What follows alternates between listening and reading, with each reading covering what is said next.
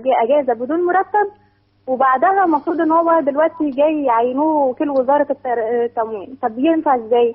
مع ان في 6 اقدميه عنه، المفروض ان هو وخبره عنه هم اللي ياخدوهم هم، واولهم وكيل مديريه التموين اللي هو استاذ صابر. هل انت حضرتك تعرفي الاولى بالمنصب ده؟ طيب هل حضرتك تعرفي هو قضى 18 سنه دول فين؟ في السعوديه. في وزاره التموين برضو؟ لا، هو في السعوديه في عمل بره. يعني كان بيشتغل ليه؟ لا، ما اعرفش المعلومه دي، بس وده هو سؤال مهم عشان اجازه بدون مرتب، هتبقى خبرته في حاجه ثانيه خالص. وبعدها رجع. قعد بس 3 شهور بس في عمل كمدير اداره في التموين. بعد 3 شهور من مدير اداره يعينوه ازاي وكيل مديريه التموين. هو وكيل مديريه التموين ده يعني وكيل وزاره؟ وكيل وزاره. مدير عام مديريه التموين يعني منصب وكيل وزاره. وكيل وزاره.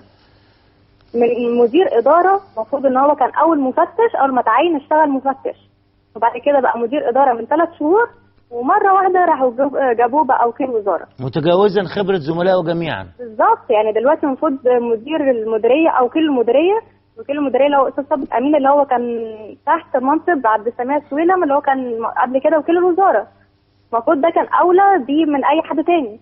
يعني ده قاعد يدح في الوزاره بقاله 30 سنه اللي هو ده، بالظبط. وما خدش المنصب في الاخر. اولى بالموضوع ده، وما خدش منصبه اللي هو لازم ياخده. بالظبط. يعني هو المفروض ان هو اخد سنه انتداب، الوزير اداله سنه انتداب، مع انه ده حاجه مش من حقه اساسا.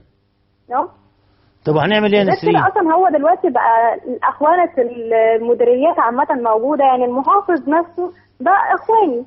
يعني احنا حاولنا ان احنا بنحارب الفساد، وبنحاول ان احنا نجيب اصلا المشاكل بتاعه المواطنين ونعرضها عليه. كذا مره نعمل طلب ان احنا نقابله، ورفض ان هو يقابلنا. ده خصم وحكم. احنا عايزين نساعده. ده خصم وحكم ما ينفعش. احنا عايزين نساعده ان احنا نقدر نقدم خدمات للمواطنين. ومين قالك ان هو عايز مساعده؟ هو مش عايز وجع القلب ده طبعا. رفض يعمل الكلام ده، وقاعد على الكرسي بتاعه وما بيتحركش. مين ده؟ المحافظ؟ المحافظ. طب بس انتوا المفروض تخاطبوا وزير التموين. لا، احنا بنتكلم كمان عن الاخوانه بتاعت المديريات عامه كلها، بقت هي نفس الكلام ده. حتى المحافظ بقول لحضرتك دلوقتي. طب انتوا في موقف زي ده يا استاذه نسرين، ونكلمه ان احنا عايزين نقابله علشان نعرض عليه مشاكل المواطنين، بيرفض الكلام ده تماما. طيب في موقف زي ده يا استاذه نسرين، انتوا دوركم ايه؟ تقدروا تعملوا ايه؟ احنا والله هنعمل بلاغات للنيابه الاداريه والرقابه الاداريه، وبنضغط عليهم اعلاميا، وهنعمل وقفات احتجاجيه سلميه، بس سلميه يعني دون المساس بالمنطقه. هيقولوا عليكم بلطجيه. هيقولوا عليكم بلطجيه برضه. ناس محترمه جدا يعني. يا نهار ابيض. الله يكون في عونك انت وزمايلك في المشروع اللي بتعملوه ده، حركه الضغط الشعبي دي. بس دي حركه كويسه جدا، وانا ارجو نقدر الناس ان احنا يكونوا معانا، بس للاسف في ناس كتيره خلاص، ان في شباب كتير يأس من اللي بيحصل في البلد. لا يأس، لا ما تخليش حد يدب في روحه اليأس، لا لا لا.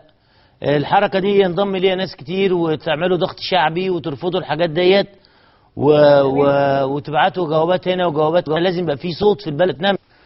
كل الحركه اللي اتيها واساسيه الله، واحنا معاكم في اي تصرف ممكن لان احنا مع راي الشعب. في حاجه معاكم ان شاء الله.